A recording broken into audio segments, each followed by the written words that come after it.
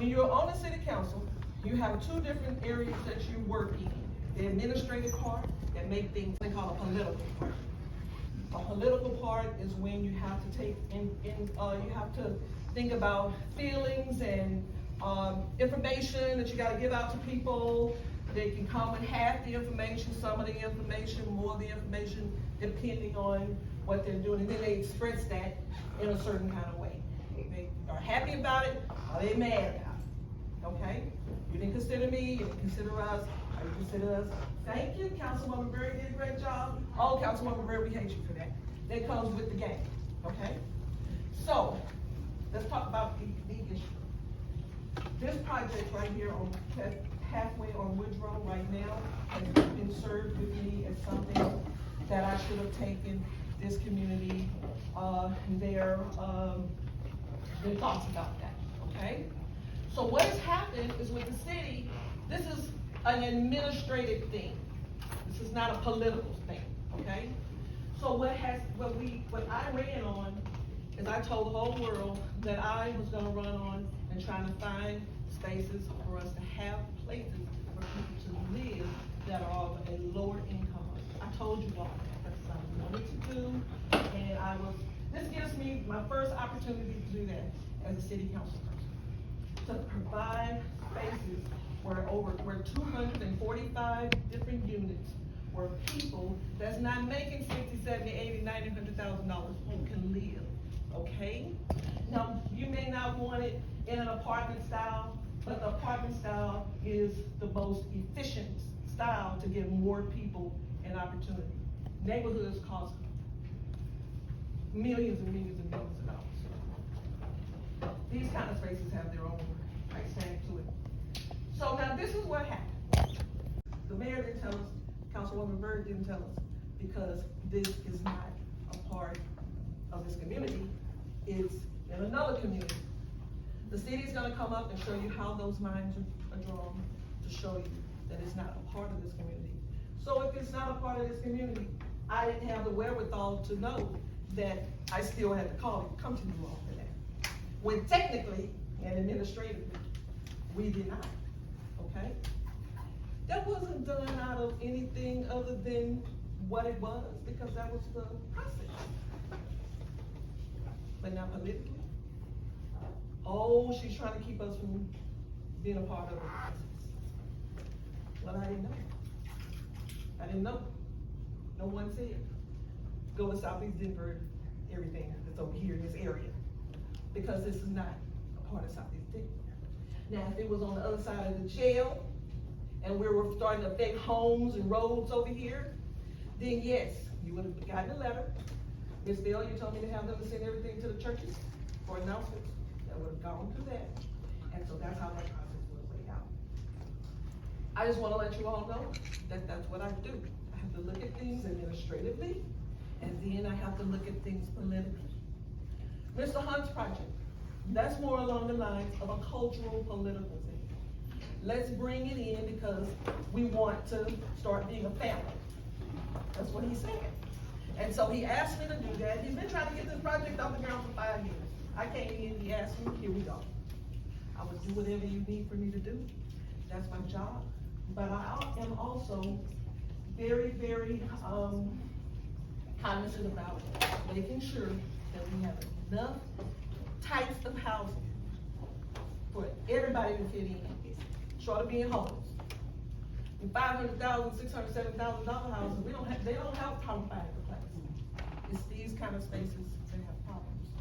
So I ask you all to support me in this group as we do that, because I also understand there's going to be some single family housing coming up over there maybe sometime.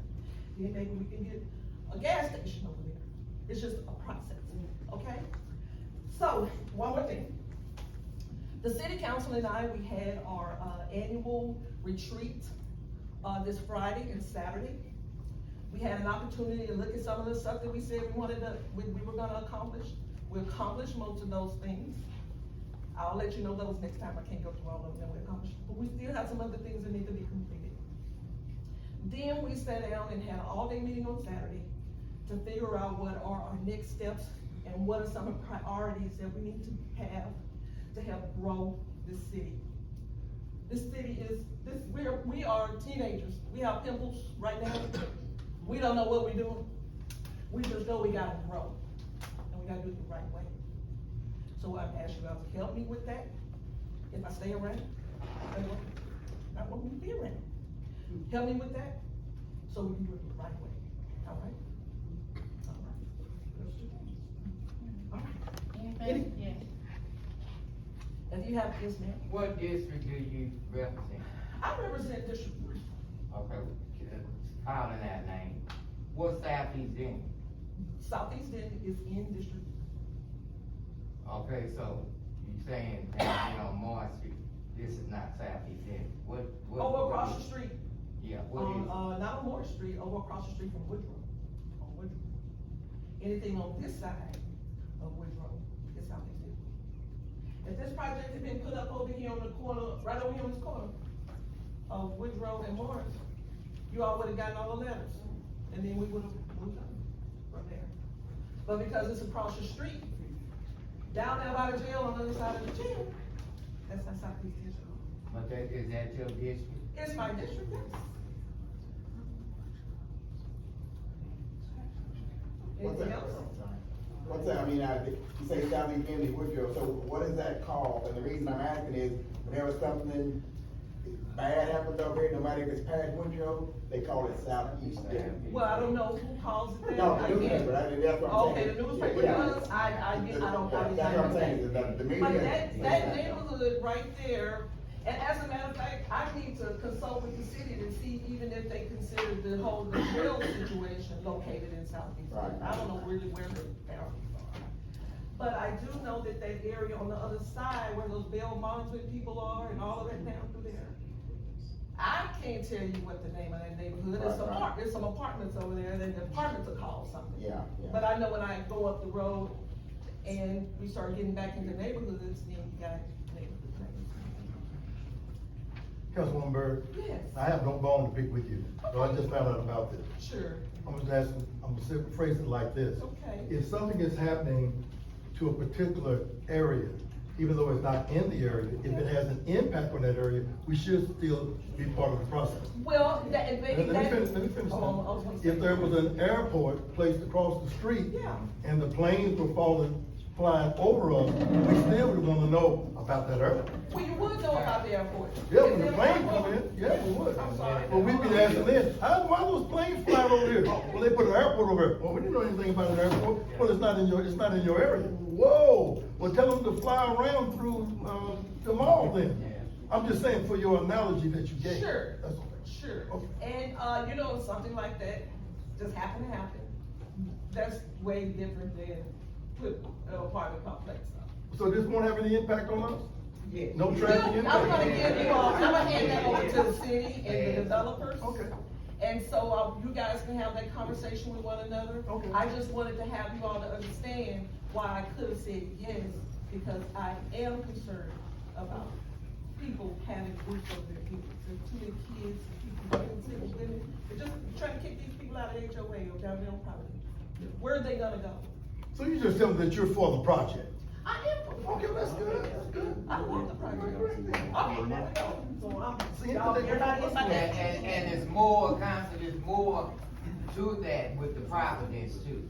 Yeah, it's more to that. You still got to defend that, That's cause right. where I'm living right today, I'm living on crime, on top of crime, ain't nothing never been done. Kids walking through the place, and the apartment that I moved to, it was a dream, beautiful apartment built from the ground, the thing. Okay, now we living in one property in these certain apartments over here on McKinney Street. So, I guess beauty is in the eyes of a beholder, but what I'm trying to say is, the people out in Providence with their issues and their problems is how the folks coming in town, they smoking drugs, they out in the parking lot with their pants hanging, half of them is not on these leases, the kids are bad and shooting.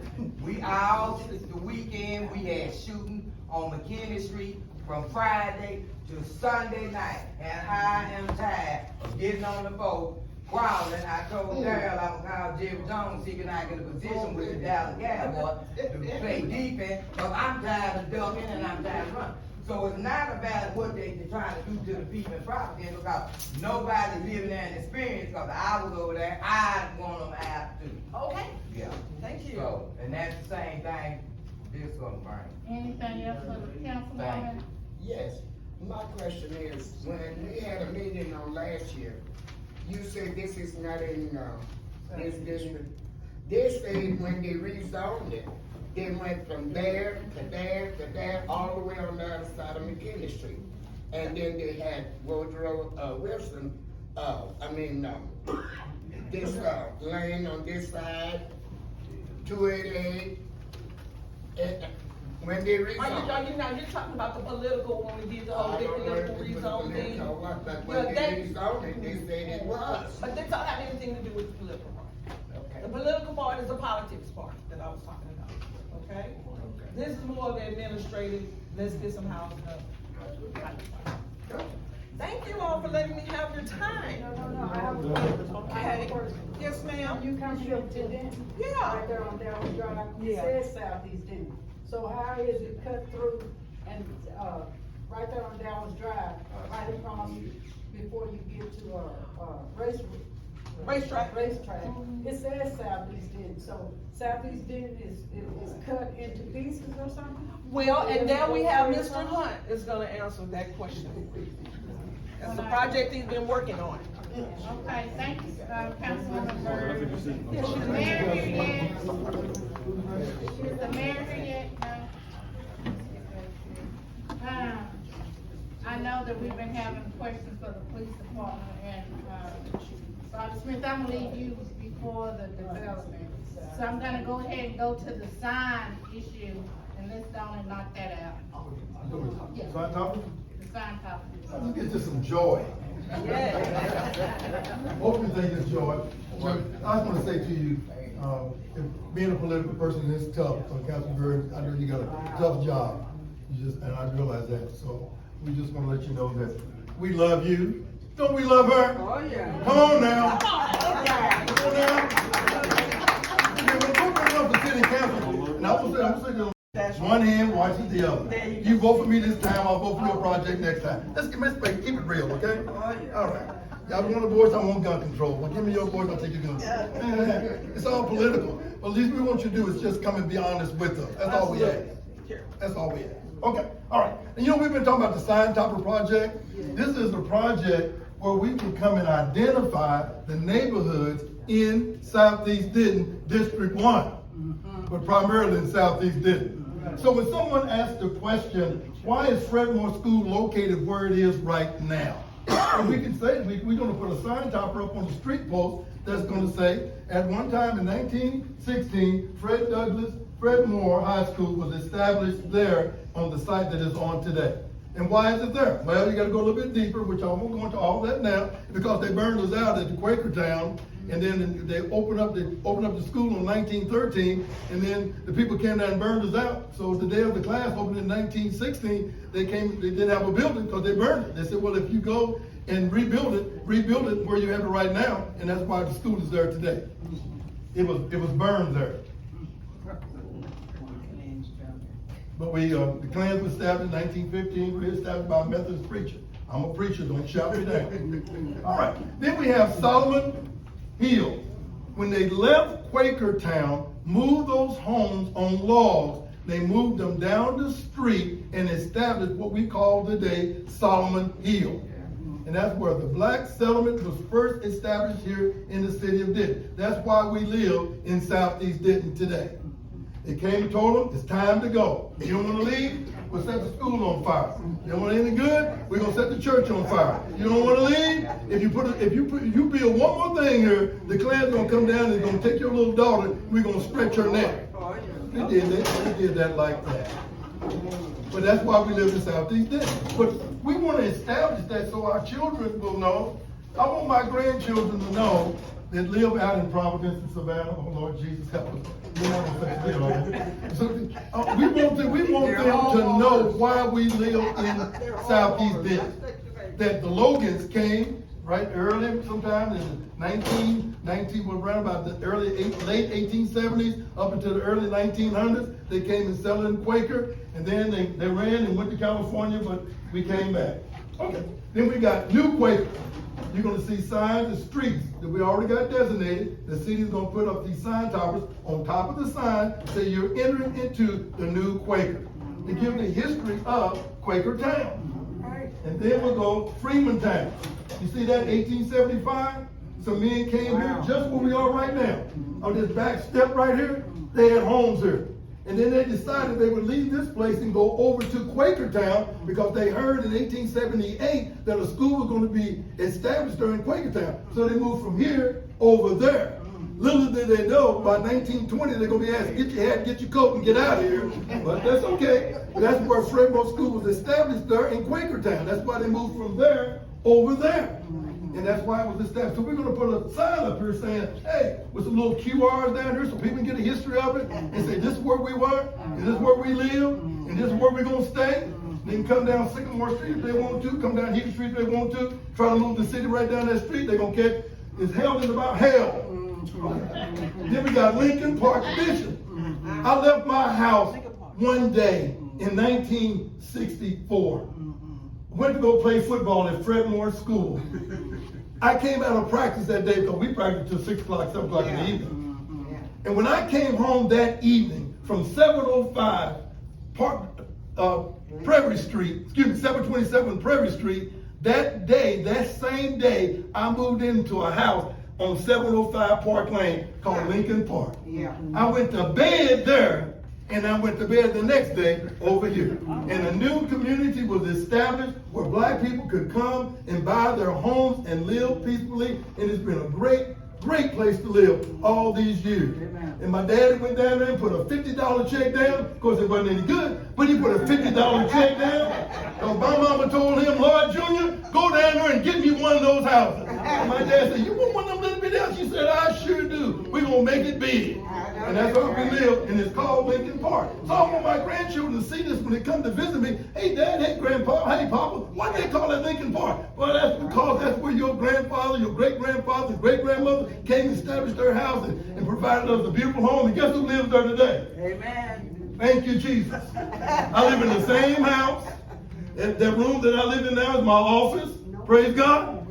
Because we had generational wealth to pass down that we didn't have when we left Quaker Town and came to Solomon Hill. If they had bought that property, am I talking too long? If they got that property and bought it from my grandfather at a fair price, I would have some generational wealth when I came and grew up. But I still got some money anyhow. All right. Willow Creek. Who lives in Willow Creek? You're going to live there and you're going to love this sign.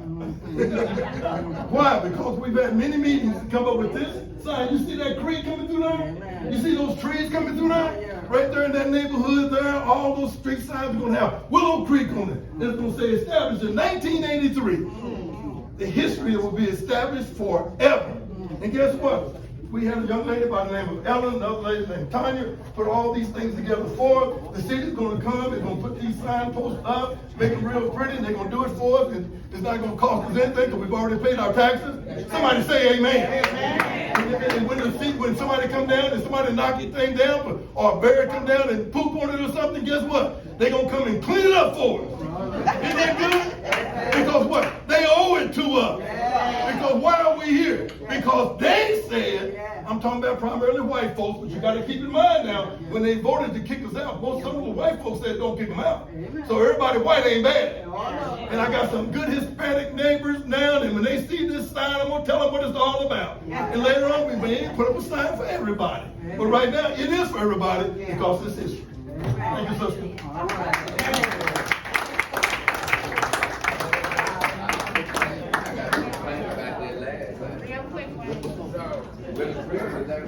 If y'all wouldn't mind looking at the screen there, I'm gonna go really fast so that you can see where the neighborhoods are. And by the way, I'm all about neighborhoods, and we have developer services. We don't have a neighborhood services yet. All right, so in 1921, this is what the city of Denton looked like. Right here is where Quaker was. And this is where Fred Douglass School was rebuilt, where it is now. So pick up on what Pastor Logan was telling us about. These are the areas like Freemantown was all along in here. We've got the attention of Texas A&M, Dr. Angela Rogers, who is working on Freedmantowns in Texas. She's gonna be here this fall to help celebrate. This is 100 years after Quaker. And what happened after Quaker that's important, neighborhoods got reestablished. Okay, so this is just showing where the neighborhoods are. So this is Solomon Hill. These are the plats where people bought their lots. And just gonna go through this real quick. This was Shacktown. And y'all know about Shacktown. But here's the important thing. Do you know the names of the streets at Shacktown now? Yes. Skinner Street, Maddox Street. Those are the two big leaders of Quaker. They had to move their homes over here because where they were going, they weren't allowed. And so they had to resettle here, but there's two streets named after them because they were important. Right, right. So this is the new area of Quaker. That's the picture of the Skinners. Then there's Fred Douglass School, and this is the area that got platted out. This is Lincoln Park. And then back in 1923, these were the street addresses for black residents in Denton. So Quaker, all of that got wiped out. But there are still people living around the outside. One of the things that I misunderstood is that it wasn't everybody moved from Quaker to Solomon Hill. No. They moved to about 5 different neighborhoods. And so we can actually list their street addresses and list the people who live there using census data. And that's what these represent. So these are the 5 neighborhoods. I didn't have at this point Willow Creek, so we'll need to add that one in. And then I'm just gonna run through it real quick. These are the same signs that Pastor Logan showed you, but here's the important part. See where all the red dots are? That's where those sign toppers are gonna go up at each corner. So it's not just one sign. No. There's a bunch of signs. And this tells a story. Now, Solomon Hill, those red dots, that's where that sign's gonna appear above each of the street signs. And so those sign toppers are gonna be up there, and that's the actual size of the sign toppers.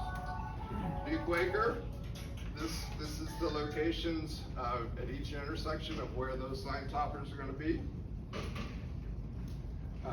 This is around the school. So wherever the intersections are, sign toppers are going up there. Because this lays claim, this is y'all's neighborhood. You're not gonna let people forget. And you're gonna be able to say, I live in this neighborhood. Because right now, you don't know what neighborhood, no one, hardly in Denton knows what neighborhood you live in. That's a shame, so we're gonna fix that. And then Willow Creek, this is the last one. And then this is showing all of Southeast Denton. Now, one of the things I wanna highlight is that when these areas originally got platted, there were 2 streets. We're talking about where is Southeast Denton going? There were 2 streets that were named after the second most racist president in the United States. You know what his name was? Woodrow and Wilson. And those 2 streets are right here. And I bet you those streets need to get renamed. I think you are the ones to get it done. All right. I have a question. Yeah. The people who live in Quakertown, the prices they were forced to take to move, Right. were those prices market value? I mean, do you know the market value of Yes, those properties? I have another presentation I gave earlier, and I showed the dollar amount that every resident got. I'd like to have that. I can get it to you. Thank you. So, you know, and it's another presentation that council members working on about putting a plaque in the ground around Quaker to say, here's where this house stood, here's the people that lived in this house, and this is the town before it was forced to relocate. Oh, and by the way, the city council has already approved us doing that. Now we just gotta get it done. You gotta go through a process. So they've been very supportive on that and the renaming of the women's building as well. That's part of the conversation. Yeah. And I am And working with Randy Park is and also Rec. gonna work with us, hopefully, to get Wilson named MLK. That's our next project. After we finish this. Yeah, We're some, moving gotta on. be renamed for someone that y'all have respect for. Yeah. You know, maybe this is gonna be Logan Street. Well, we won't do that. Randy, would you explain a little bit I know more where I about live. how the QR codes will work and what the benefit will be? Yeah, see, there's a lot to be told, you know, even like us tonight, we only have like 10, 15 minutes per speaker. So I can't tell you all the history. I can tell you a little bit, like, you know, we mentioned Skinner and Maddox, but y'all still don't know who Mr. Maddox was. He was a huge leader. He was as important as the Crawfords and others. But if we attach a QR code, and you can walk up with your phone, scan that, and then we'll work with the city for having it displayed so they can help maintain it. But it's gonna be y'all's history, and it's gonna be presented the right way. Right. Thanks, Randy.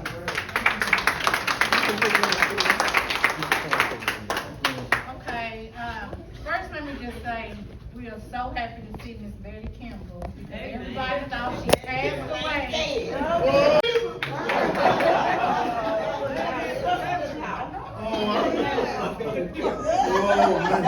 I'm still on top of the earth. I ain't cried wiry tears last night. And also, Ms. Shalon wanted me to announce that the 4th of July parade, oh, there you go, go ahead.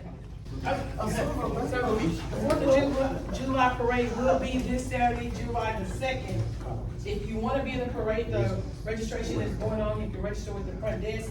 But lineup will start at 7:30, judging will start at 8:15, and the parade will begin at 9. All right. But no, downtown on the square at this moment. If the protest continues for the Roe versus Wade, we may have to come up with an alternate route, but just so you have that. A lot of people asked last week about the GED and ESL classes. The GED and ESL classes are taking place. We are working with adult education, and so they're meeting down the hall. The back to school party, we work with a lot of organizations. That's coming up on July 29th. School will start early this year. We do have flyers outside. And if you wanna help chaperone or be a vendor, talk to me after this, 5 p.m. on July 29th. And then if you have people in your neighborhoods that are in need of meals, we do have breakfast, a continental breakfast that's served here at the center, as well as a lunch. Breakfast is from 8:30 to 9:30, and lunch is from 11 to 12. Thank you.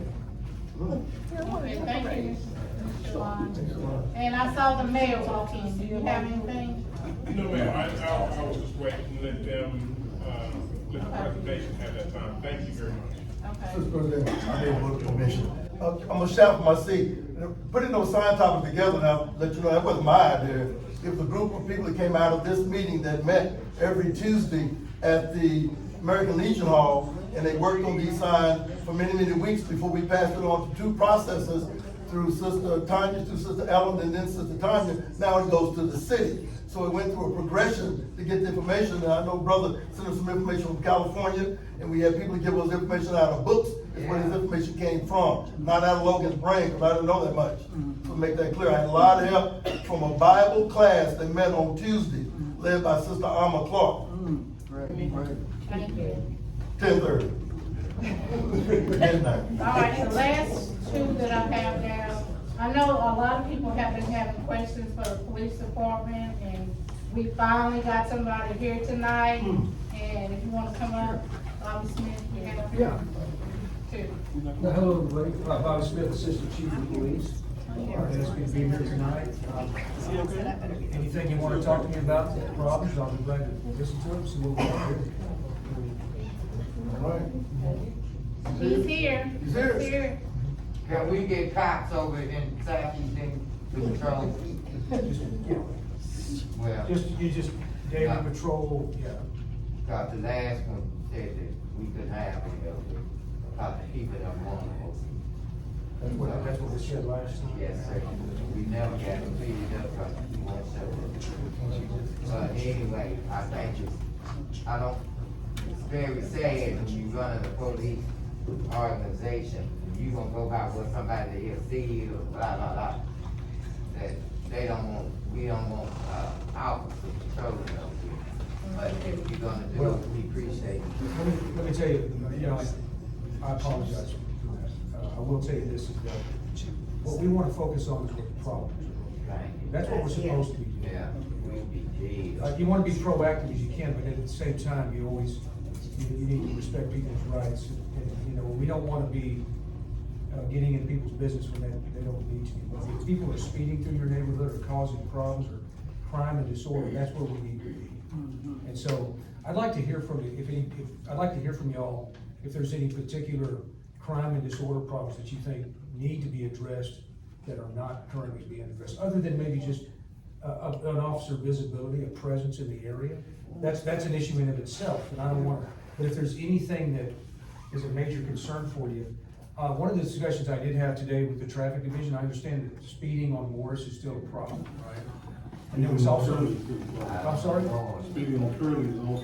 Curly's a problem, coming from, down from Shady Oaks all the way back through that area. Speaking on Lakey. So speeding. Lakey, Morris, and Curly. Yes. Lakey, Morris, and Curly. Yeah. Yes, We're having a problem on East Hickory Street, especially in the 1100 block. Somebody is coming and knocking on people's doors.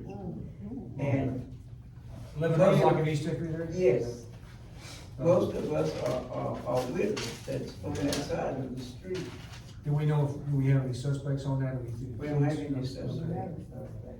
But one of the family members approached the person and they ran off and left their shoes in the yard. So.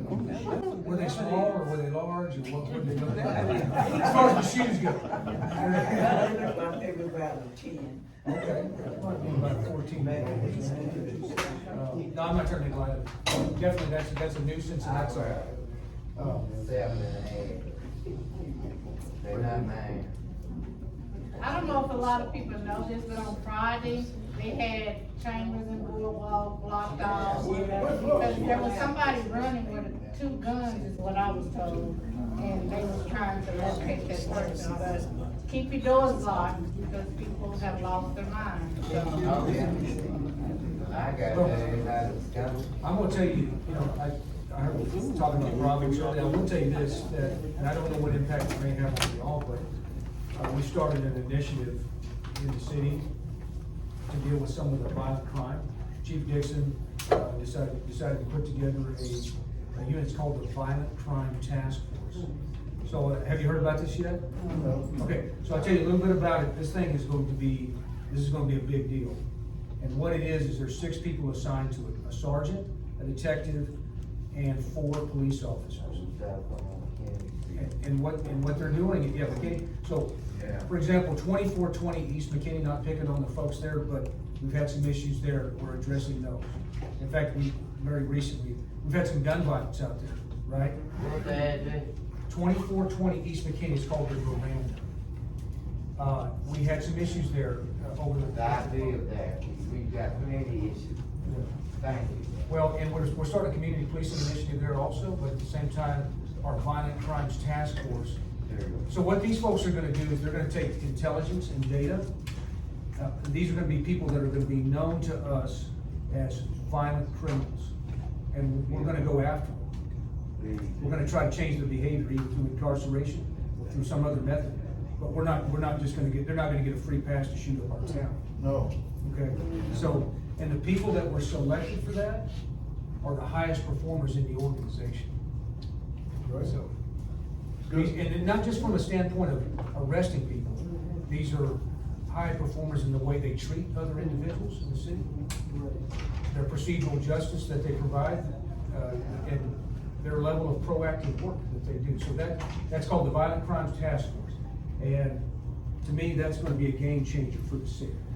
So that's Chief Dixon's, initiative. Russell. They are actually the ones that were chasing the people on Chambers. Okay, On Friday. good information. This is By the Officer way. Gina Wilson. Gina's one of our Yeah. community resource officers. And so, and she's, in fact, let me just say something about what she's gonna be doing. She's gonna be working as, helping with the initiative in this one at Providence Place. The apartment complex that's located on Stockbridge. There's a lot of problems out there, if you didn't know that. And they've been going on for some time. I think you were talking about it, everything you mentioned was absolutely the truth about some of the issues at Providence Place. We got juvenile problems out there, we got drug dealing problems out there, we've got gun violence problems out there, we got domestic violence, things like that. And it's concentrated, at that location, and the people that live there that are just trying to live in peace are being subjected to crime and disorder. So, we're gonna try to address that. Can I add one thing on top of this, from the, council perspective? So, we're gonna be coming up for our budget meeting, we're coming up. And these departments, all of the departments are going to ask for something. And it's gonna be more than what they've ever needed, because the city has just gotten bigger. And they've got more streets, more stuff. And I'm sure the police department is going to come through and ask for a certain number of officers. I think they want 34, but of course, we're not gonna do 34. But I promise you that I will try my best to get as much as we can. And then that'll afford the opportunity for them to spread these officers out more, because we just got more land, more space, more people to do that, so. We do, and I will tell you this, just to hit on that, staffing is a continuous issue for us. We have 200 police officers in the city. And that sounds like a lot, but we have, what's our population now? It's 150 or whatever, it's in that area. I'm not making excuses. We have a staffing study, a professional staffing study that was completed to tell us how to build our department up. We have a tremendous amount of civilian staffing needs. When I say civilian, I mean non-sworn is what I'm talking about. Administrative duties, our cops are, they have very little committed time right now. Or uncommitted time, what I meant to say. Meaning, they are on calls, citizen-related calls. So their ability to be proactive to work certain areas is rare. And I'm trying to make excuses, I'm just letting you know the reality of it. They wanna be proactive, but there's a lot of issues in Denton right now. There's a lot of mental illness issues that we have to deal with on a daily basis. And so our police officers are constantly dealing with that, and we're trying to do it the right way. We're trying to get people services that they need. So, but at the same time, we owe it to the community to be highly visible and be out there. I hear what you're saying, I don't disagree, I know it was wrong. Probably overloaded, the city advertised on it, it's the same type of situation, so I understand where you're coming from. Limited resources, like I said, sometimes we're talking about the police presence. You can't be everywhere at all times, but we're still having the same issues. When they put the signs up on Curly Street, the speed limit signs, with the digital readout, the first thing they did was put them 10 feet from the intersection where you can't collect any kind of data. Somebody had to bring it to their attention to get them to place them properly. And I had other, I'm not gonna call names, but officers actually laughing like, I saw what they did. So either don't really wanna collect data because then you have to do something, or you're not real smart when you do it. I'd like to think that they did what they were doing, so that leaves the other option, like maybe we really don't want to deal with this. But we have real problems. And I understand that everybody else needs help everywhere, and people sending I've heard they've even been told that folks sent emails saying they didn't want the police over here. Pardon my friend, but the hell with that. You know, if somebody sends an email, that's probably because they don't want you here because of what they're doing. I think there's enough good people just right here in this room that want help, that are trying to work with you, trying to be agreeable with you, and we've said, okay, yeah, we hear you over and over and over. And we still keep, I look up, I go home, I'll guarantee you, when I go home tonight, my mom and I can stand in the front yard, you know, drag ways up and down the street, and she said the same thing, we both at the same time. I know they can hear this the other side of town. It's like, some of the old folks know what I'm talking, I didn't mean it like that, but anyway, the older people, well, know what I mean about Yellow Belly Dragway down in Grand Prairie. That's what it sounds like in the evening. They've noticed those signs, you can tell for a little bit, but it's like, okay, well, they know you're not hiding in the bushes, so it's starting all over. So, I don't know where we have to go to actually get anybody to just do something about it. You know, that is one of the problems. I mean, we have resources everywhere else that we're too busy. Why can't we be in that busy too? I mean, why can't we be part of that? If I may. Yes, sir. I hear you. I work with you a lot, but here's my concern from an elected standpoint. Just like you touched on at the council meeting the other night, you said Curly was in bad shape, right? So they redid the street, which increased people's speed. Now, are you saying you worked to increase the speeding, or is that a result of, right, that's what I'm saying. So I do take that a little personal on the digital side, because I worked hard, I had to get council approval to get those put there. And then look at, here's the two ways to look at it. You put it early in the intersection so that people will think about it when they get started driving. Versus somebody young and dumb like me when I lived in Willow Creek, you put that sign in the middle of the block and I'm gonna try to run it up to triple digits. And you know what I mean? Like, so there's a cause and effect, it cuts both ways. So nobody's trying to not take care of responsibilities. This is the only neighborhood that has a police officer embedded in it. No one else has it. So we're working hard. Is there a problem? Absolutely. Are we getting after it? Absolutely. Will we get better? Certainly. But no one was nefarious with the digital sign. There's just different ways to look at it, and we're trying to get it right. And I looked at it the same way. And I wasn't trying to make it personal, but I live there, so it is personal. Certainly. And I've seen the signs, and matter of fact, I didn't even notice it. I noticed it by accident, actually. It was placed so close to the intersection. I turned one night, and actually the light came on, oh, there's a sign. I mean, it's before you even start to straighten out the speed up. Right, to remind you to go slow. But if it was in a position where I didn't notice it for, oh, how long has it been there before I actually noticed it, does it really do any good? I think so. I mean, I'm just telling you, I drive the neighborhood too, and yes. And I see them. But then they moved it. You know, like I said, that's what I was gonna say. They actually did, somebody came back and placed it, and I noticed that they do sometimes, well, now they're starting to get used to it, but they would slow down when they see it, because I think at first people that don't really know feel like, oops, they're watching me, or I'm on camera, which is not really the case, but I think they're starting to figure it out now, and you know, any little bit helps. But I'm sorry if folks get their little pennies in the water and they get butthurt because I'm complaining about it. But I've been talking about this for 2 to 3 years. And those signs popped up, and then, not to mention the other issues that we've had in my neighborhood. I'm not gonna go into that. But when I defend myself or my family in my own property, in my own yard, I get treated like I'm some kind of, my name is Stanley from the mailroom. They haven't yet asked my mom. When 6 dogs attacked my family, they still haven't asked her, did anybody get bit? They were more concerned about me having a firearm. I'm a retired police officer, and they knew that at the time. And then they never once, well, does he have a gun? Well, yes, he has a gun. There's 6 dogs out here. Well, what kind is it? I don't know. This is my mom talking. I don't know. And she says, well, discharging a firearm. Discharging a firearm, you got 3 pit bulls, a Labrador, and a mix, and 2 others. And I'm standing between my disabled wife, my 87-year-old mom, and my neighbor.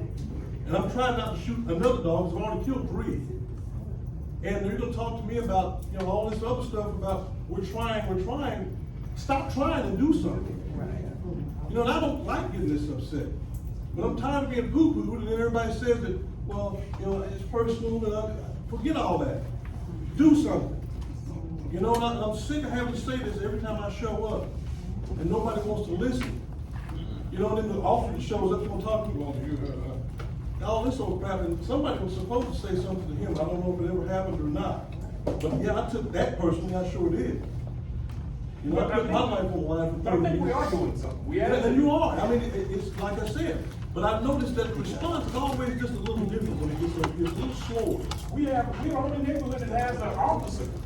So maybe we need to fine tune that. Maybe his job duty gets revisited, but we're the only one that has one. It's a head here, always.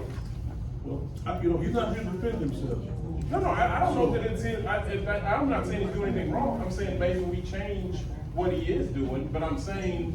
And he actually, what y'all know tonight, actually is doing, I mean, he talks to a whole lot of us. Yeah. He has his finger on the pulse. Now, I think sometimes there's something stopping that pulse from reaching the brain. Because, you know, I know that so many things have been said and been brought up. I've made phone calls myself to people above and beyond him, and was told there has been a study. I don't know if there has been a study or not. Well, we don't have enough people. I understand that. You know, I'm doing my best to sympathize because I've been there. You know, and so it's not that I don't understand and I don't like police. I'm pro-police. Call me and I'll guarantee you I'll get there as fast as I can to back you if you ever need me. But what I'm saying is, let's be realistic. These people aren't stupid. We see the responses, we see the sluggishness when it comes to, you know, hey, can we get a little, just show up over here? You know, I don't care what, you saturate the neighborhood if you want to, but sometimes, one of these days, somebody's gonna get hurt or killed, and I hope it's not one of mine. You know, it's just, it is what it is. And I'm not trying to be that guy, because now I have that reputation, you know, for being that guy all of a sudden, but I don't care. You know, I'll sleep good, knowing that I was that guy. You know, I'm not gonna live on my knees, I'm not gonna cow down and just accept what happens all the time. We're asking for help, we pay taxes, you know, we try to stay out of trouble, we try to do what we're supposed to do in the neighborhood for the most part, and we got knuckleheads just like everybody else does. You know, I sure won't deny that. But sometimes, you know, it's, you see it and you wonder, do they not see it, they just don't care. And if I'm wrong, somebody tell me to shut up and I won't ever speak again. Right. There's nothing the police can do about all the streets that have cars parked on both sides, and you can't even get down the street. Well, I will tell you from a police standpoint, if they're legally parked on the street, then that's something that here's what the other city departments can do. We've had discussions about this. In order to get a fire truck down the street, you can pass ordinances, that will limit parking on one side of the street. In fact, it'll actually prohibit parking on one side of the street. That might be, that's not right in my wheelhouse as a police officer, but there are folks that work for the city that handle those types of complaints. They actually, for example, I think it was Greg Street, which is over closer to the campus. I think it was Greg. There was a lot of complaints about that same exact, you couldn't get two cars, if two cars were coming at each other, they'd have to stop. And the fire truck couldn't even get down the street because of the cars. So they actually did away with parking on one side of the street. Right. But that was by ordinance. And so. We just said to you, what we did is we had everyone that was a property owner in that part of the street sign that said they agree to this, got submitted. Yeah. And then it got approved. So this gentleman here can tell you about the process. If you're talking about a city street, or we can follow up with the city department. If you got a particular street in mind, that. Yes. But you know, if you go around and look at some of the city streets, like I've seen a city bus was coming down the street, and then a police car, I had to back out. And let the city. So I know you're, but. Yeah, I'm here to listen, really not to give you, I'm not trying to give any sort of resolution, or actually, a remedy to the problem. You know, like for example, speeders on the streets. And I can't sit here and tell you the cops are gonna be out there 24/7 on the street. You know, but we can do a better job, I know that much. is there any other? And just having more police patrolling, I mean, Yeah. it's so many homeless people over here walking up and down the street and knocking on doors and you never know what's going on. In the park, they wanna take the kids to the park. Yeah.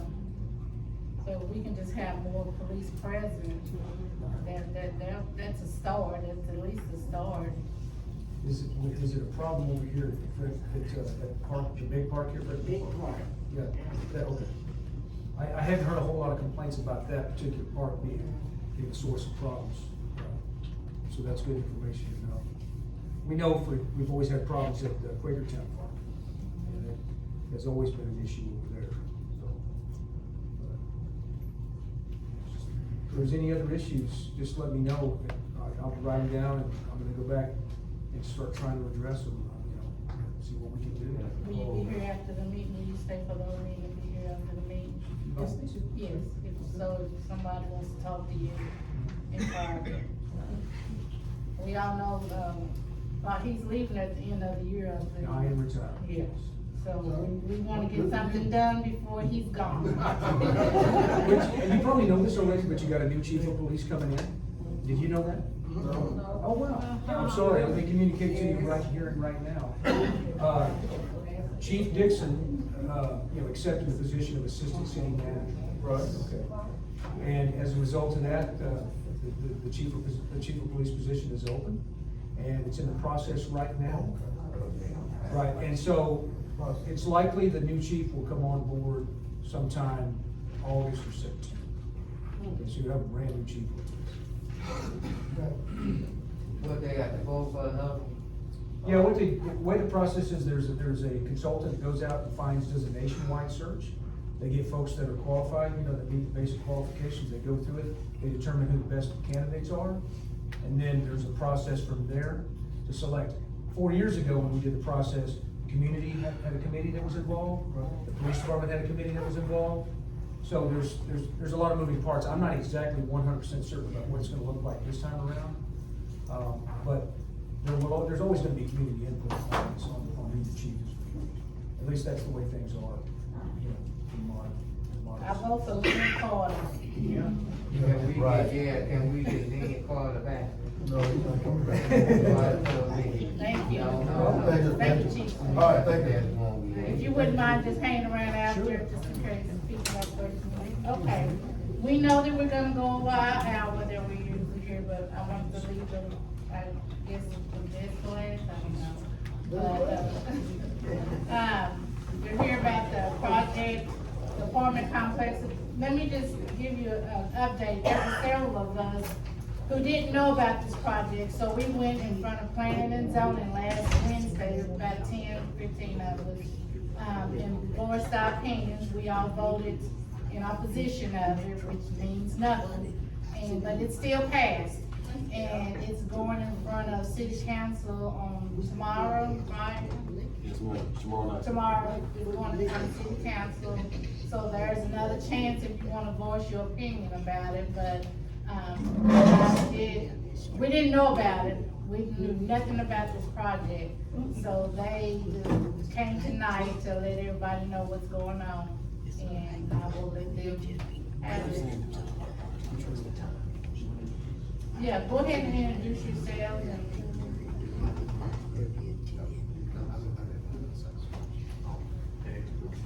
Hi, everyone. Hello.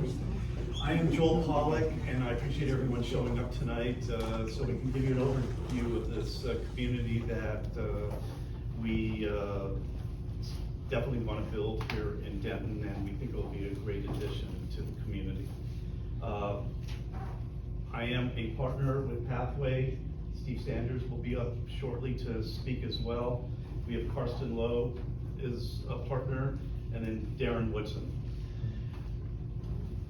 I just want to give you a few facts with housing, because I think there's sometimes misconception with regards to what we do and what we're bringing to your community. First off, there are 4 million housing units that are needed in the United States to meet the needs of those families and individuals that are rent burdened, okay? we build housing for those individuals, but with an added dimension. Our communities are built no different than any Class A community that you have here in Denton or Dallas, or we were in Rowlett today. They need housing desperately, they told us. These units here will meet the needs of individuals at a income level that in fact, I was talking with the assistant chief earlier. You know, here in Denton, a first-year police officer, firemen, nurses, you know, they qualify for one of these homes, so first responders, etc.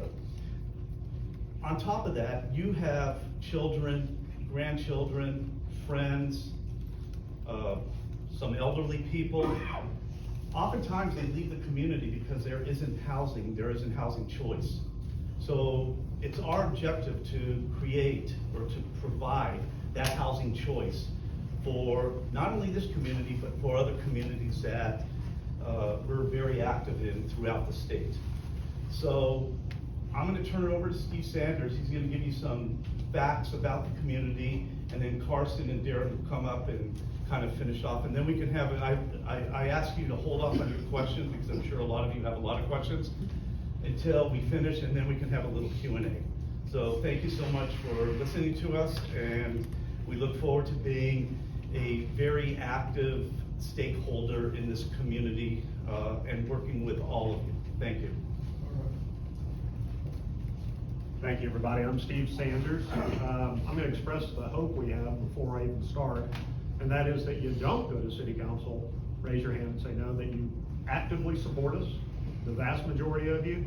I think by the time we're through with this, you'll understand why we do it and why we're so passionate. In fact, Darren, a much better looking and more accomplished partner, is going to talk to you about that, why we do what we do.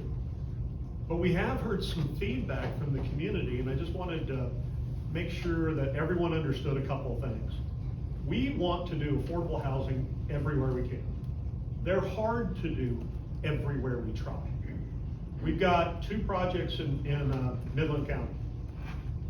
We've got a project in Austin that is in the highest income growth neighborhood in the city, because it's next to the Tesla plant. They built a big Tesla plant, and everybody makes a lot of money, and it's great, it's needed, because it's needed everywhere. Joel gave you the overall statistics of how bad it is. Denton claims a minimum of 10,000 and probably closer to 20,000 people that fall into this affordable category, and they can't find housing. That's the first thing. But we had heard a little bit about the fact that we were coming to Southeast Denton. Just so everyone understands, we didn't care if it was Southeast Denton or Southwest. We didn't care. We wanted to do one in Denton. When we came to find a site where we could do what we do, one apartment site in the entire city was for sale. I guess technically that's not true. There was one next to the railroad track. 2, our lender won't let us build next to a railroad track. We had one. This is an incredibly difficult site. It would not have been, I don't want to say a first choice, it's just if we'd had 3 or 4 sites and they were easier to do, we might have gone to a different site.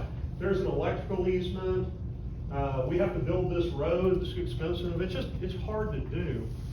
But what I do want to tell you is we go to every neighborhood, everywhere we build, we try to get their support. I'll leave these up here, they're going to be hard to see. This is what we're building in Odessa, okay? This is our apartment complex, literally right here, this edge of it. And this is a multi-million-dollar house that's right next door.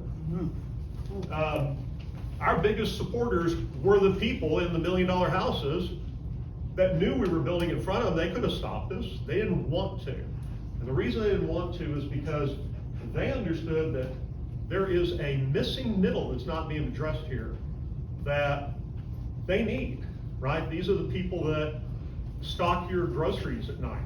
These are the policemen, as Joel said, the first responders. In fact, in this project, we have a massive influx of first responders and cops that are renting from us. And teachers. And teachers, well, teachers are a big constituent for us. And the reason that we are not concerned about crime in this location is we've got 20 cop cars that park there every night. So kind of a difficult place to go commit a crime. We didn't choose this site. The site chose us. We came here to do a project. We'd like to do several more projects here. We are ambivalent to where they're located because they're needed everywhere. That's the first thing. Second thing I wanted to talk to you about is you know who our actual constituent is. Okay, we are not building public housing. I just need to make that clear. We're not. We're building affordable housing, and the difference is we can qualify our tenants based on a lot of different things. Income level is one of them. I think the income levels vary for this project between $29,000 and $58,000 a year. If you make over that, you can't live here. If you make under that, probably you can't live here because it's difficult. But the reason I'm suggesting that income level, that missing middle is what we're looking for is we can qualify all of these people. We can do background searches. In public housing, you have a hard time doing that. We don't. And if we find people with Class C misdemeanors or felonies, we're not gonna let them rent from us. Don't need to. We're enclosed. And I mentioned this because one of the comments we kept hearing was crime. Again, we're probably really low on the crime scale. We are completely enclosed by a fence. It's access controlled. You can't get in unless you're a resident. And if you do anything in our project, and people are people, some people are gonna do stuff, we kick you out. So I think you'll be really happy with what we're building. This will be among the couple of nicest apartment complexes in Denver. We're spending every bit of money we'd spend anywhere. So it's a great project, a really quality project. We're very proud of it. Now I want to let Darren come up and tell you why we're so passionate about doing this. Thank you. My name is Darren Woodson. I used to play the Cowboys back in the day, way back in the day. Matter of fact, I walked in today, and in the back, there were some young kids, high school kids that were in the back. And I walked in thinking, well, they're gonna know me. They have no idea who I am. I'm too old. I'm gone, right? But you were good, though. You were good. All right. You were good, though. But when I walked back, it reminded me of something. You see, I was one of those kids that were back there taking advantage of the after-school program, playing ping pong, playing basketball, just to stay off the streets. See, my mother raised us 4 kids, single mom, raised us in projects, Phoenix, Arizona, West Side. And her whole goal was educate my babies, give them an opportunity. But what she did was, she set up a system. System was you go to school, after school, you get dropped off at the church, which was right across the street from the Boys and Girls Club. This is her system. Every day, me being the baby, get off the bus, church, school, to the church, after school program. That's what kept us off the street. But what she did in that process, she started a system that allowed us to succeed. After school program allowed us to succeed. So my mom raised kids that would go after her. My entire life, I've been fighting my entire life. College football, NFL, ESPN, affordable housing. I own 2 other companies. She built a man by herself that wants to succeed. Them boys today, when I saw them in the back, I'm looking at them, I'm looking at myself. And the only playing level field we're gonna have is if we educate our babies. That's it. If we feel like traffic is a problem, or this is a problem, we can create any type of obstacle. But the truth is, if we educate our kids, this pathway on Woodrow, $25,000 per year in scholarships. These are our babies. These are your kids. These are your grandchildren. $25,000 a year. We're setting up the Sparrow Academy. After school, these kids come in, they have a clubhouse, they walk into that clubhouse, they have after school program. We have tablets. And I know MLK does the same thing. And we ain't trying to take kids away from MLK. We're trying to be part of. And we're trying to elevate. But we always hear, in this pathway, there's a lot of good. I mean, it's financial literacy, tax preparation, job fairs, there's so many different resources we're gonna provide. But let me tell you this. And I keep on hearing it here about the city of Denton. You're going through a lot of growing pains. You're going through growing pains. One more time. Logan. Logan, I sat there and watched you talk about the history of these neighborhoods. Things have changed. Yeah. Times have changed. Change is coming. There's 82 people moving into Denton County a day. Yeah. They're migrating here. But with change comes what? Opportunity. Yeah. There's an opportunity here. And it's our job to educate our babies, give them a safe environment, and allow them to take the next step. I saw kids in there today, and I had these conversations. Carson and I walked back there today. That was me. Yeah. And I'll tell you this, I'll fight anybody for my babies. I'll fight you. I'll fight you for an education. I'll fight you for an opportunity. I'll fight you for a level playing field. It's our job to give them a level playing field. We are those that can give them an opportunity. That's why we do pathway. That's why we're in affordable housing. That's why we do what we do. And I will not back down. I don't care if it's traffic, if it's crime, whatever. My babies are going to college, they're getting scholarships, and it's up to us to do it. So, I'll let you guys stand up for questions. Hey, all the hard questions, give it to them. Thanks again, man. All right, man. Campbell, we got an applause. Go ahead. Y'all have questions? Yeah, who's gonna be running it? So we have a professional management company that we use on all of our communities throughout the state. They manage about 50,000 units throughout Texas, New Mexico, Arizona. We use them on every single project. They know what the requirements are for these communities. They are tightly run. As I think Steve mentioned, every resident that will live in Pathway on Woodrow, they will go through an application process. They have to qualify, and they will be screened. If they have, like Steve said, if they have any kind of misdemeanor, depending on what it is, or a felony, they do not qualify to move into our community. So we, not on top of that, there's another important thing. We are committed, okay, just like we are on every other community that we own, for 30 years, 15 years, in which there's an initial period where we will be here. You know, whether it's Steve, Carson, myself, Darren, our management company, we will be here for the next 15 years. You will see our faces. You'll see my face age. You'll see Carson turn into a man, he's still a child. But he's a very smart child. And I just want to echo what Darren said.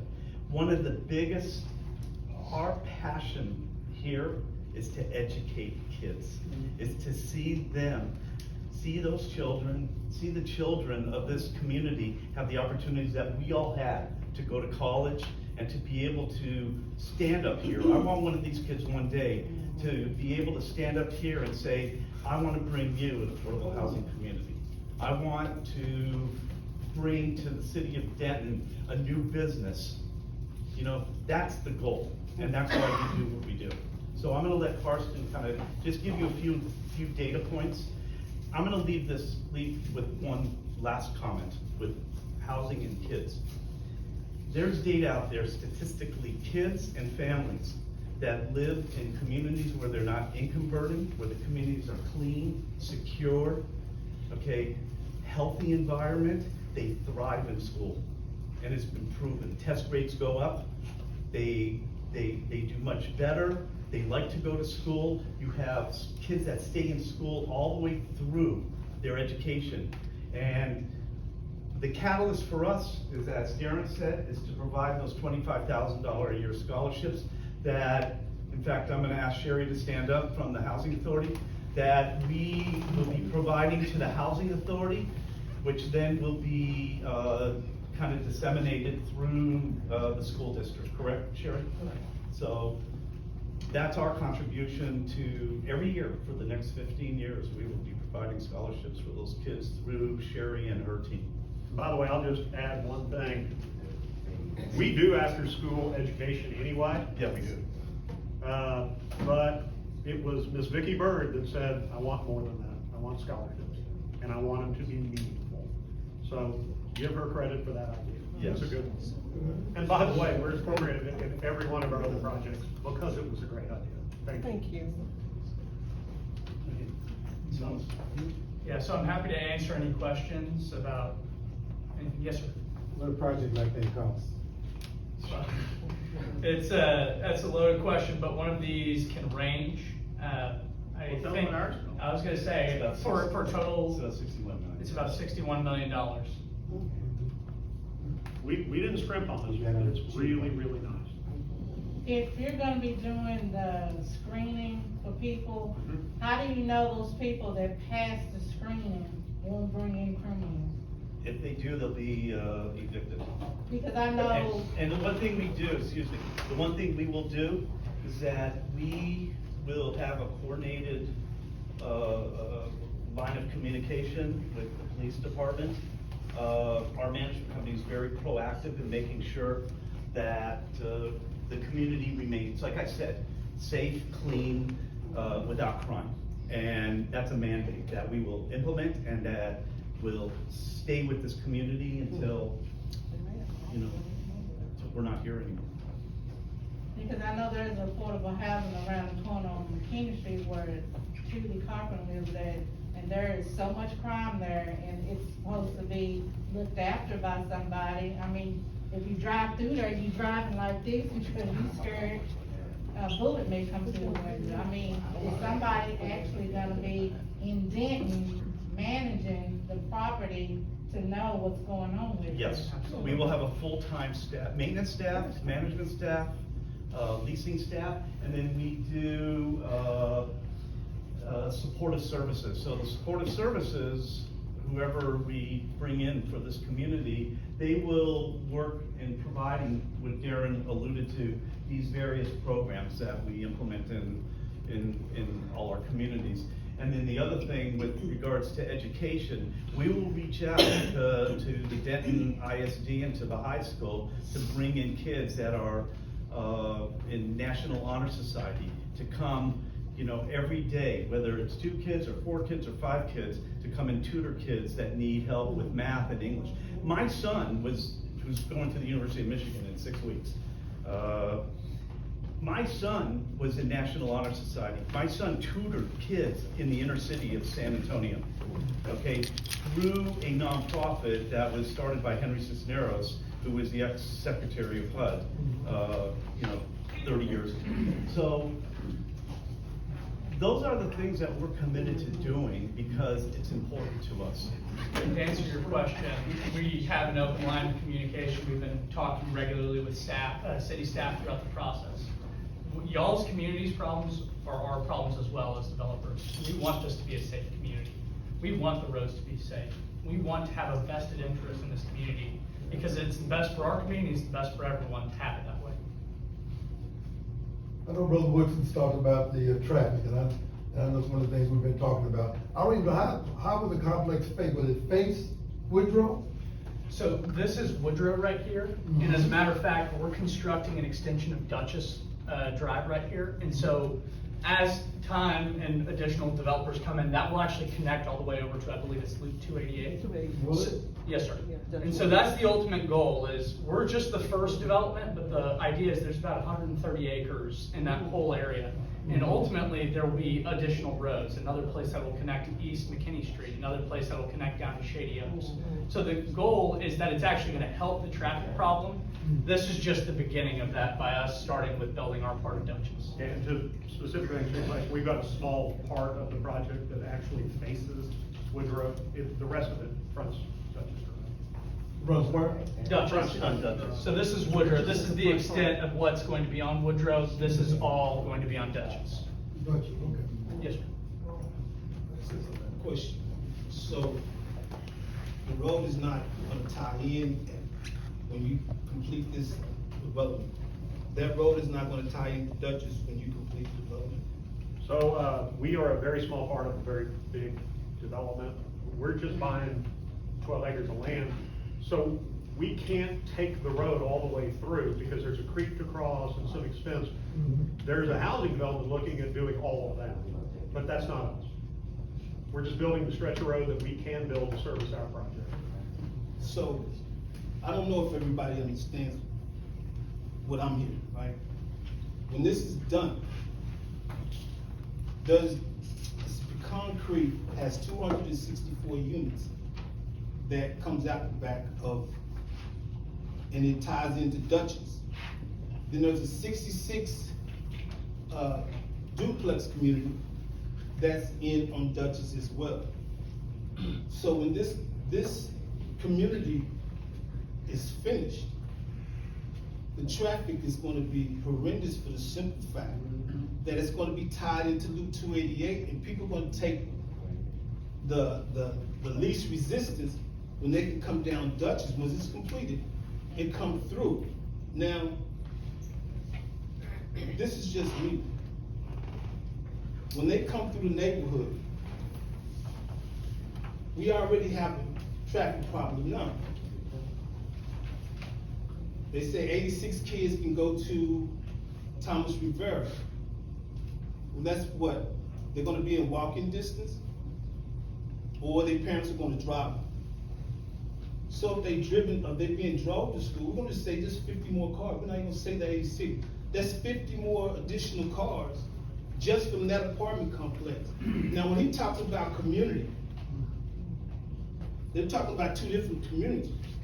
They're not encompassing this community with that community because they just said it was gated. So how does that benefit the black community over here? With the extra traffic, with more people coming through speed, what is the trade-off? How do we benefit?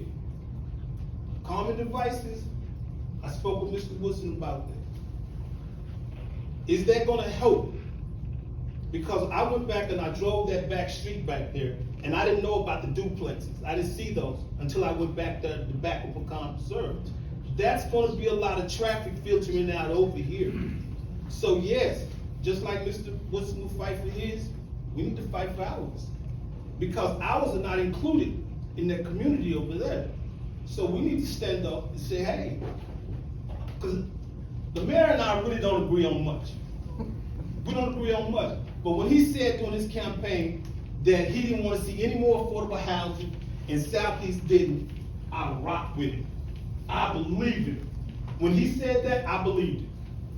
So now we got to hold him to his word. We have to hold him to his word. He said he didn't want it. So my thing is now, do we, in this community, still take the back end of it? How do we benefit? How do our children benefit with this extra traffic? How do we, what is the trade-off?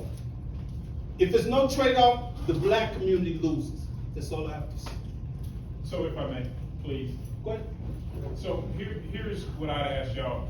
We've lived in this neighborhood a very long time. And I want you to take a visual drive with me, right? Because I'm gonna accept a portion of what that is true. So close your eyes and imagine you're driving 4th Street to Woodrow, right?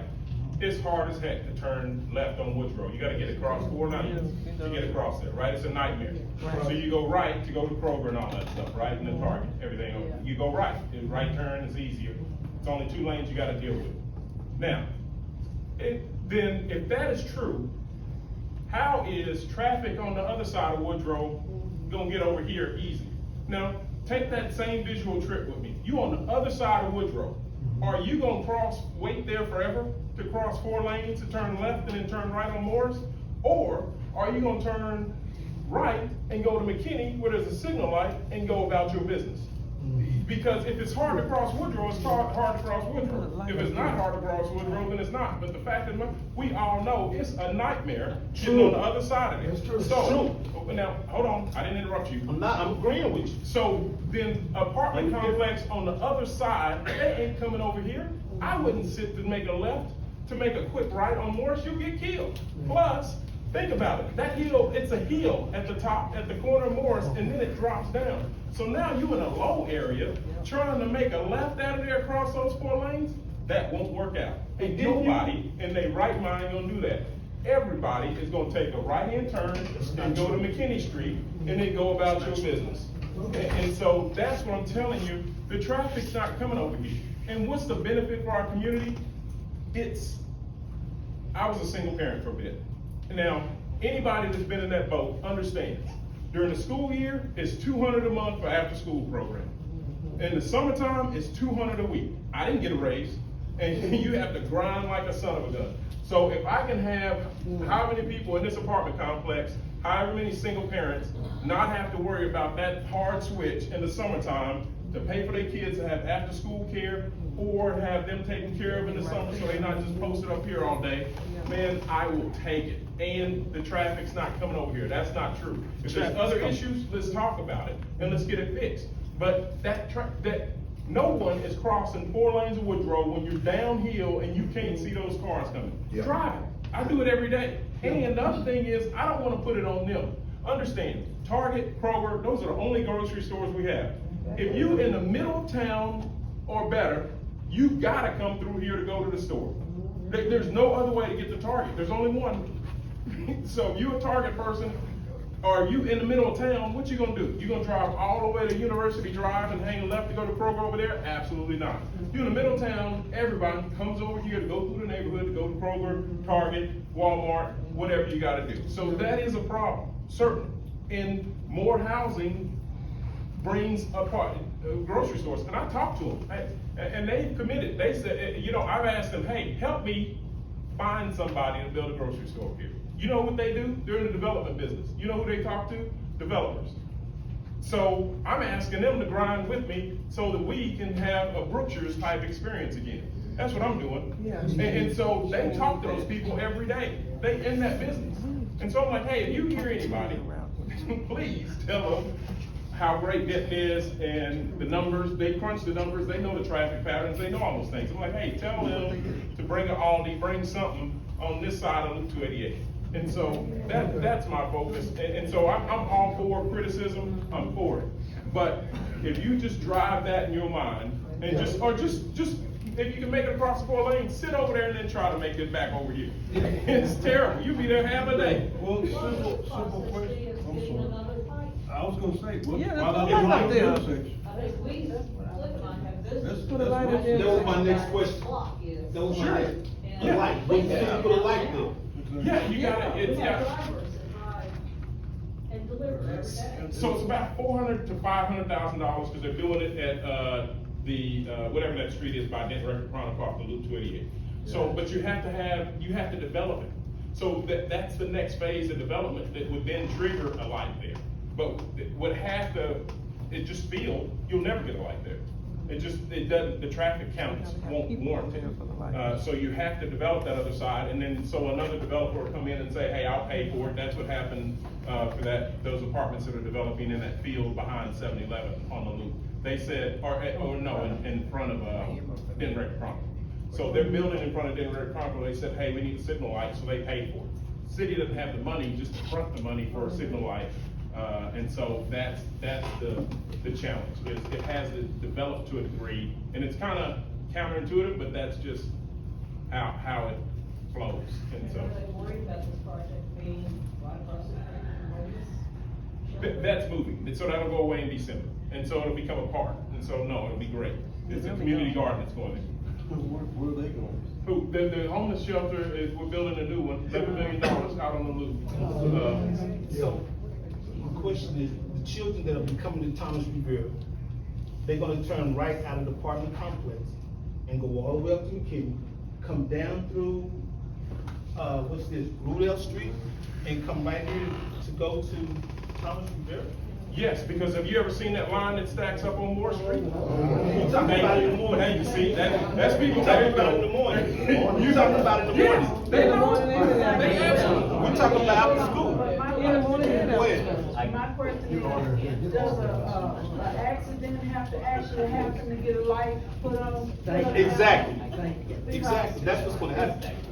I'm not trying to say somebody is gonna be in an accident or get killed or whatever, but is that what it's gonna take to put a light right down there on Marsh Street? No, ma'am. The issue is this: the state law dictates when, just like the federal law dictates their rates, the state law dictates when you can put in the signal light. So here's just we're family, so I'm just gonna give it to you 100% out, straight from the fire hydrant. Here's the thing: the city of Denton is a $1.6 billion city, and if we ignore the state, we're exposed for lawsuits.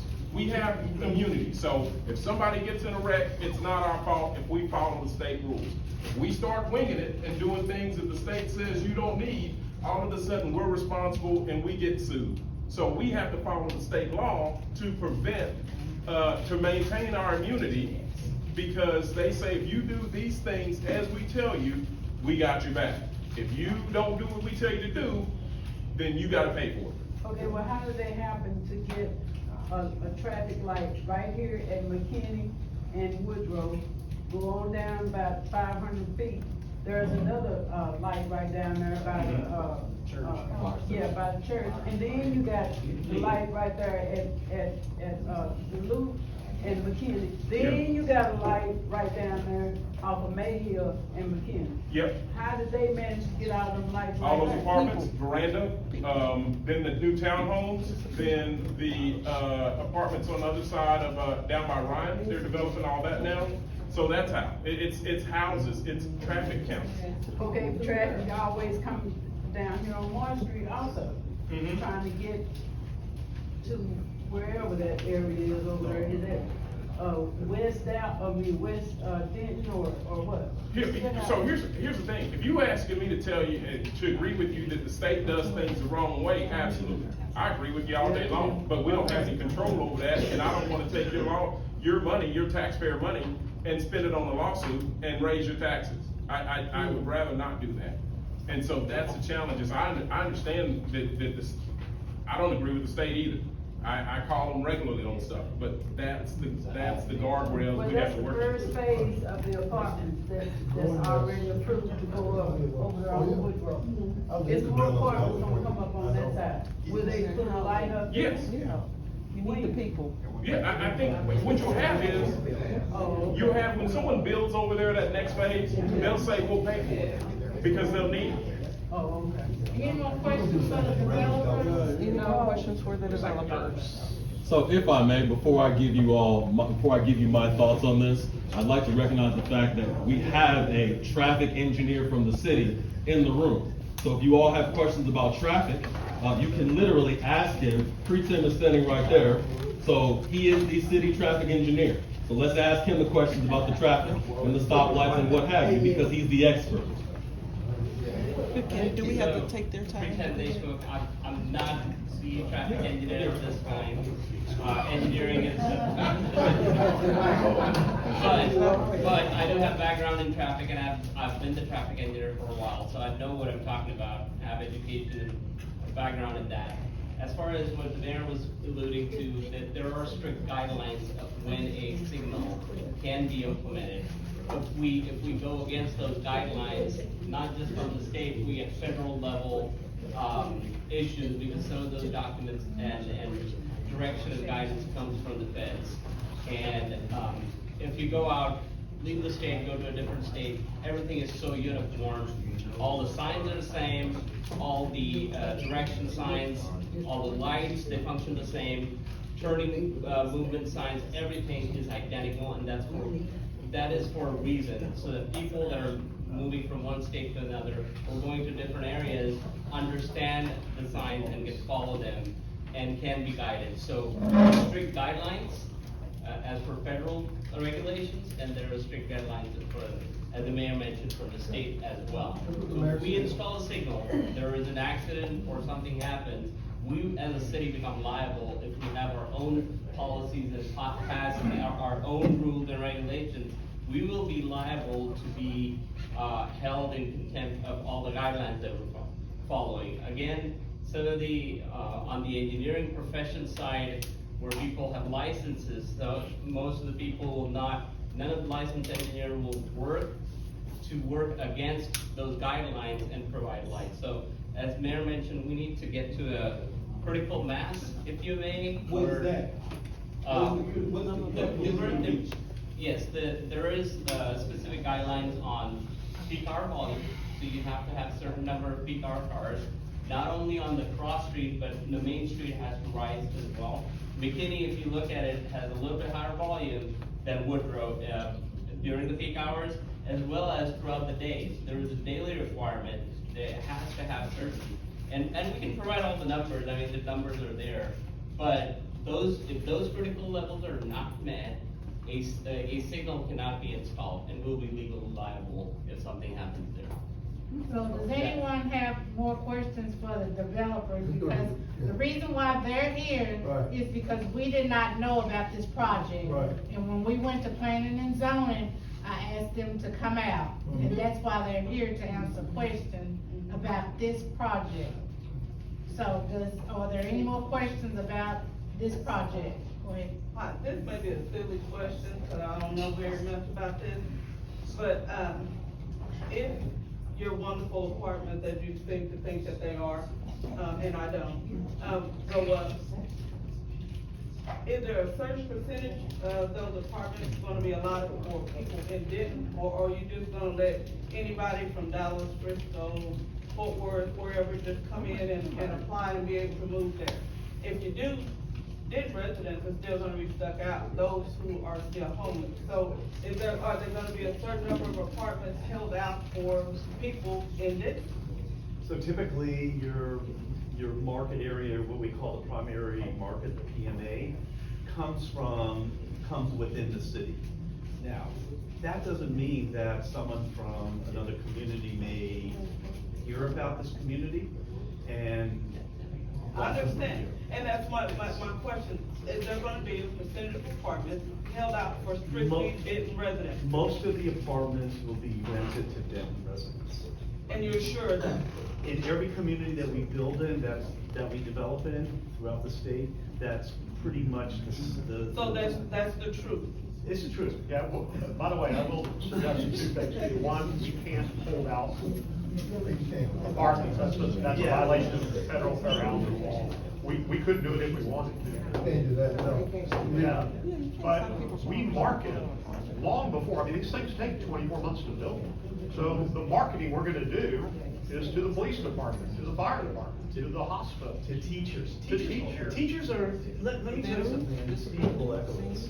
In almost every single community in Texas, teachers are one of the most rent-burdened classes or individuals that will qualify to move into this community. Because there, oftentimes, teachers will drive 40, 50, 60 miles because they can get, an affordable apartment or even a house that they can find a house to buy. I understand that it's gonna be very easy for anybody else to come get these apartments. Well, That's why I'm asking about. what we are gonna the do ones that is get. spend literally 2 years marketing to only. Yes. We're not marketing outside of it. Okay. If someone finds it, they find it. Unlike the, mayor's previous statement about not having any more of those in Denton, all that set aside, this is actually the truth.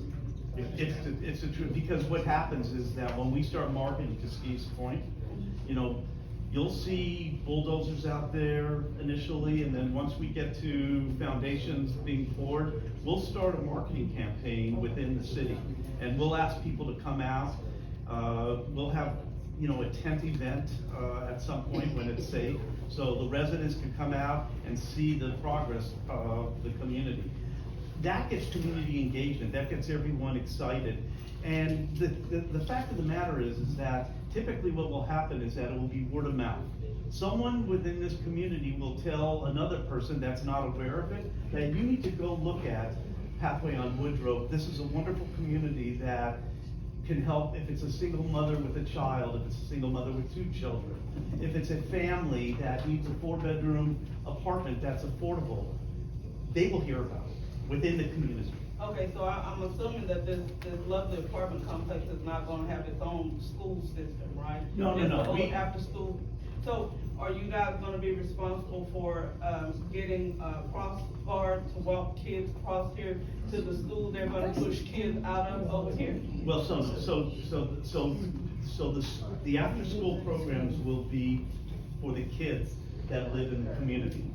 So they will come home from school, whether it's by car or, I don't know if there's buses.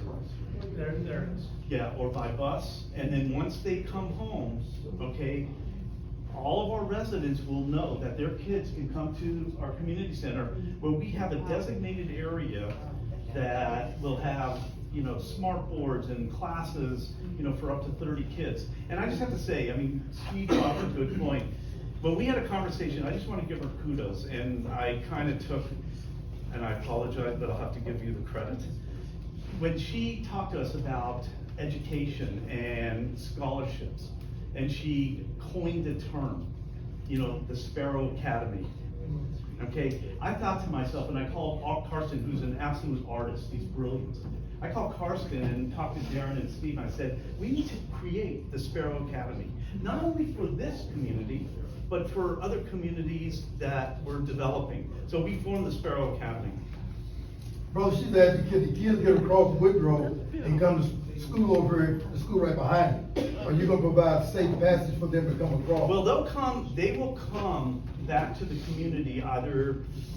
Can they walk across there? Can they walk across from your complex to Tomas Rivera School? I thought that's what you said. Yeah, that. Are they gonna run across? The 4 lanes are gonna, are they running across? Are you gonna be responsible for that? Just say yes or no, that's all. So one thing that the Parks Department's actually working on is extending a trail. And so that's actually going to run back behind the county buildings and then ultimately across Woodrow as well. So that's the ultimate goal, is there will be a safe sidewalk and a safe passage. I will tell you this though, Aaron's right, we care more about the babies than probably anything else in this. Yeah. If the babies are having trouble getting across Woodrow, we will figure out a way to put a crosswalk that. She's talking about cross guard, that's all she's talking about. I know you can't be responsible for everything. Let me tell you something real quick. By the way, we don't know that. You've been how to big me, the problem is. I'm a preacher, I'm talking. Look here. Let me tell you one thing about this group. I've lived in the church forever. That we understand you can't be responsible for everything. We understand that you're here to make money. But let me just say to you one thing. If you come here and tell us something, we just expect you to tell us the truth. And that's all, really. And even if it's ugly, so when you come back next time, and you're 48 years old, I'm 90, we're gonna drive you to the wall and say you lied to me. Well, that's all of it. By the way, I appreciate it. We're not about to lie to you. There's just some problems we don't know are problems. Yeah. We don't know how to fix them. You say you don't know, or you don't. Just don't know yet. You say you're gonna run the building behind somebody's house or something else? Whatever. You're gonna try to do something. But the woman said, no, excuse me, so she said, can you get cross guard? The answer is, no, we're not gonna give you cross guard. We love, it's an idea we'll think about. I'm gonna tell you, if it's a big enough problem, we'll get you cross guard. It will be a big enough problem. What I'm saying, we may be 100% right, we just don't know. Yeah, we will look into it if it becomes a problem or if it is a problem. And this community is gonna be built 2 years from now. It's gonna be, it will be occupied 2 years from now. So we will look at that for the next 24 months and then assess what the need is. We'll work with with the city, who's been really. School district. And the school district, who's been great to work with, and then we'll see. Like I said, that's probably almost gonna have to happen. There's just no way around that. Yeah. What we will tell you tonight is we'll look at it. Okay, last question. Yes, sir. My question is. Yes, ma'am. Y'all sell photographs. What is the price of a photograph? If it's over 1,000, that's not. Well, so we have 1s, 2s, 3s, and 4s, and so the 1-bedroom rent starts at $548. Okay. All right. Okay, And that's before we give utility, is that after? No, that's utility allowance? pre-utility allowance. So we give it a utility allowance that's deducted from that rent. Say my name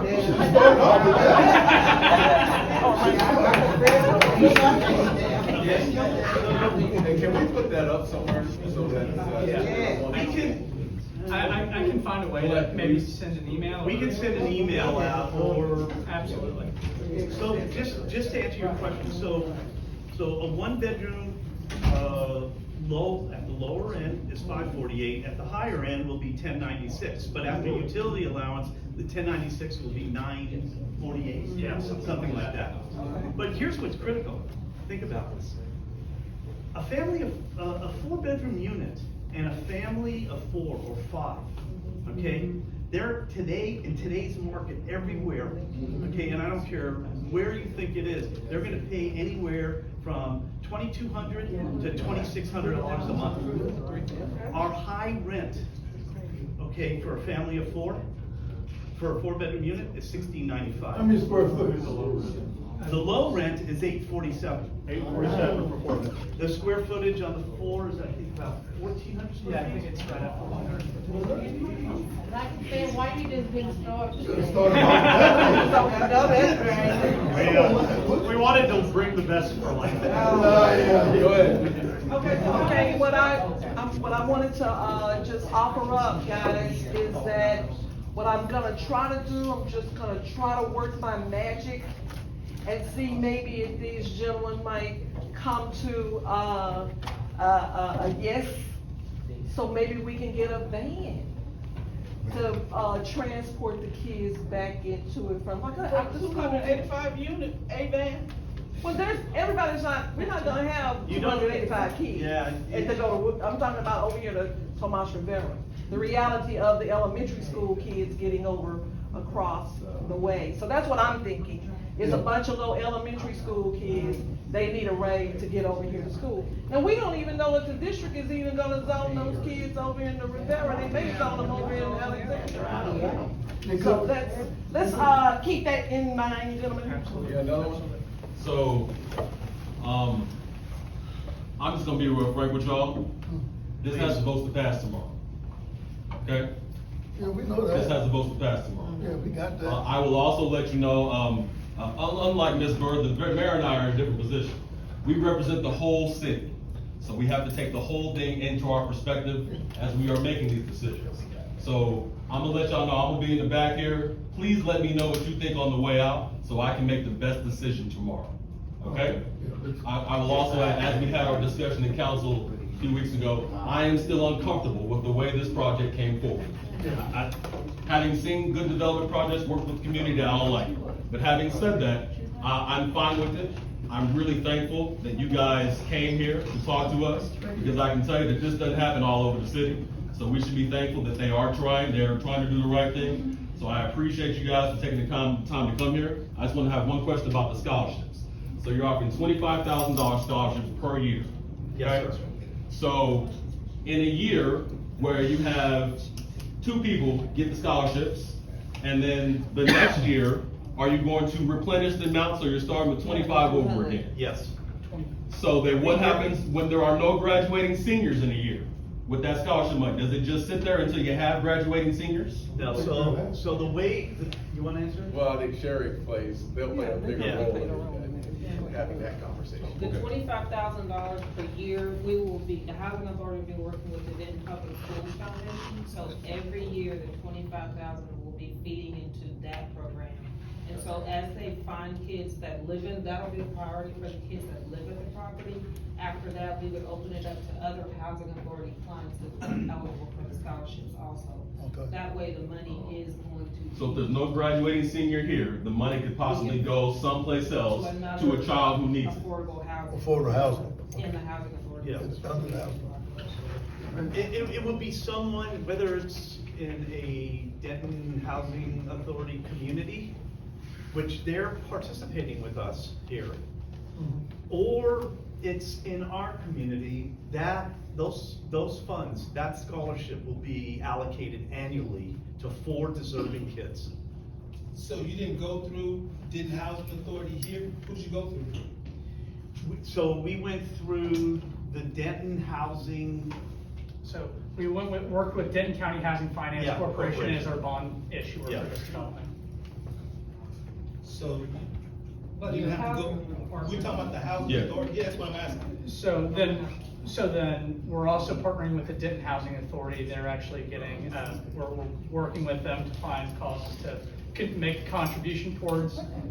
We're working with them to potentially have them provide our supportive services as well as providing the scholarship. So I think what he's getting at is, they worked with the housing authority in another city in Marble Falls to get this project greenlit. Right, that's the question. If you go back and watch my questions to them in the past council meeting, that is what I was uncomfortable with, because we have a housing authority whose job it is to do this. So to me, it looked like old-fashioned outsourcing. But again, that's just me, nobody else stepped up and said anything, I got shot down. Appreciate you. I just wonder why you. Yeah, and so. Which is legal, they can do that. Yeah, I just want to answer that. You go ahead. So and I don't know if Sherry was aware of it, but I reached out. I've been in this business a very long time. Yes, sir. I've developed affordable housing from Brownsville, from the lower Rio Grande Valley, all the way up. We're doing several up in Odessa. So you go to your local, either housing authority or housing finance corporation or public facility corporation. I won't get into the weeds on what those mean. We reached out through Sherry's consultant to the housing authority. At the time, they weren't in a position to, and we would love, my first choice, and we made a commitment to do every deal that we could do here in Denton with the housing authority. We reached out to them, they weren't in a position to give us a bond issue, which we needed. Timing is everything in this space. So What does that mean? Pardon? They wasn't in a position to give you.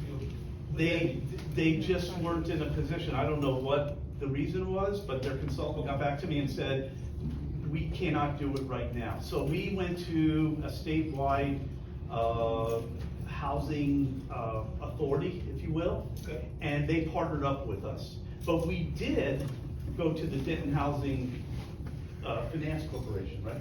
Yeah. Denton County Housing Finance Corporation. They issued the bonds because it's a very complicated financing structure that we have to go through to get these affordable communities done. So, it's our first choice always to work with stakeholders in the community.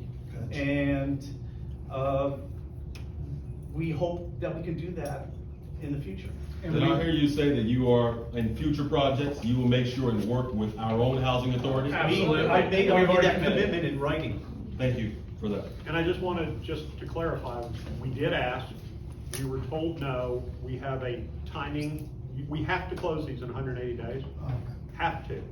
And so we reached out to a partner that will come in and do it. That's what happened. Thank you. Thank you very much. Thank you, sir. Again, like I said, they were invited out because it seems like there's always some kind of project either in our neighborhood or close to us that we know nothing about. Yeah. Nobody never brings anything to the neighborhood like they should. So that's why they were. I wanna comment on that. They were. I wanna comment. Brought out. But I'll jump on the sword on that one. This is not a Vicky Bird issue. This is no one else's issue. We came into the community, we didn't handle it the right way early on. It was our job. We should have been here months ago at the neighborhood meeting. That's on me. This is my project. That's on me. I'm the guy that lives here in Dallas, in Dallas County, in this area. That's on me. I should have had this conversation with Nate. I should have had this conversation with Don and you. That's on us. But we have to be a better partner, and the only way we get halfway on the road is just we're involved in the community. We're lockstep and we're moving forward. And your problems are our problems. And what do we say? Every quarter we're here? What was that? Every quarter we're coming to this meeting, is that what? Yeah, and that was one thing I wanted to speak to, is with this, as Darren's saying, is we do want to be a vested stakeholder, and so as we proceed with this, we want to, if you guys will have us, we'd love to come and talk to you about the progress of the development if this thing does proceed. as we're building it, we wanna talk through it, we wanna talk through our programs, we wanna play a part and a role in adding to the community. Don't feel bad, DCTA did the same thing, and then later on they came back and we all grew together. Yep. Didn't count the transportation. Yep. So, don't feel bad about that. Okay. President. Our president. Colette. Nobody else but our president will get us all the information, she will get everybody here. That's why we have. That's true. So we thank them for coming out, we thank everybody for coming out.